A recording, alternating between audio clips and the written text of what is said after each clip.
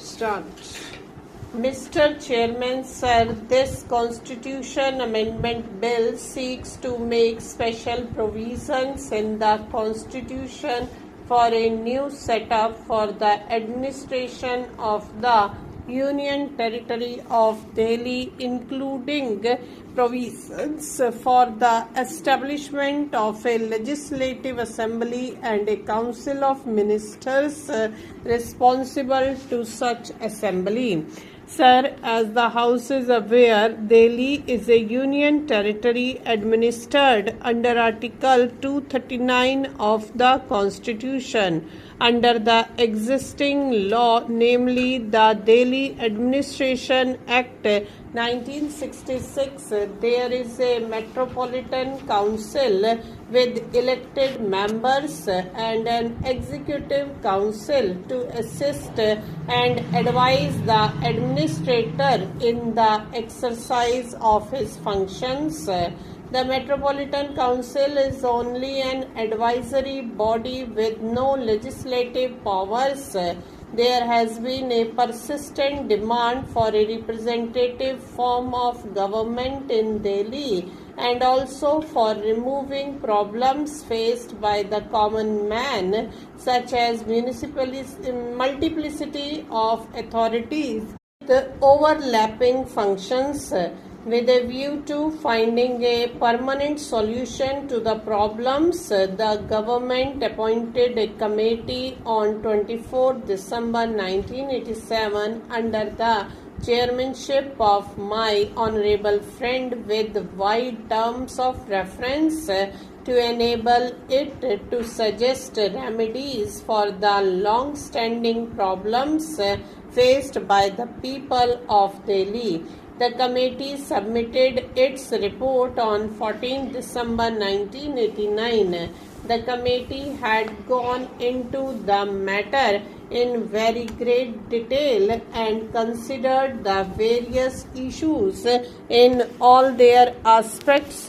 After examining the memoranda received by it from various persons and holding detailed discussions with individuals, representatives of institutions and political parties, eminent citizens, experts and knowledgeable persons with long experience in administration and public affairs. It also examined the details of the arrangement made in the national capitals of other countries with a federal setup and took note of the views expressed in the debates in the Constituent Assembly and both houses of Parliament on various occasions in regard to the arrangements for the capital. It also studied the recommendations made by the earlier committees and commissions. The committee was aware of the complexities involved in designing a proper structure of government for a national capital, particularly for a country with a federal setup. Now, sir, there were two conflicting requirements that have to be reconciled in this regard.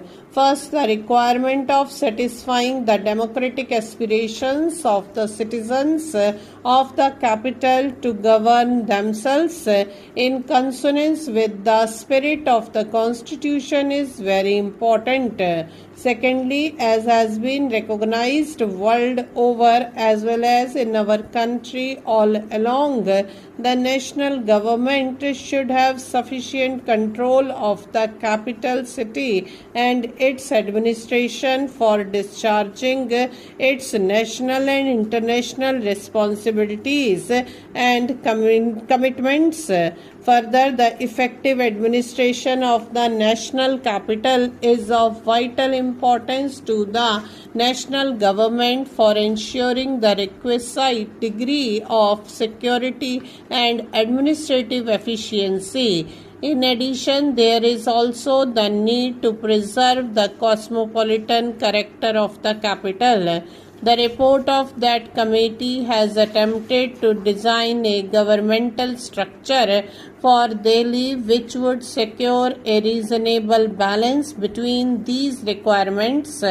The committee has come to the conclusion that any arrangement that involves a constitutional division of functions and responsibilities between the Union and Delhi administration will be against the national interest and should be ruled out, and therefore Delhi should continue to be a union territory with a legislative assembly with appropriate powers.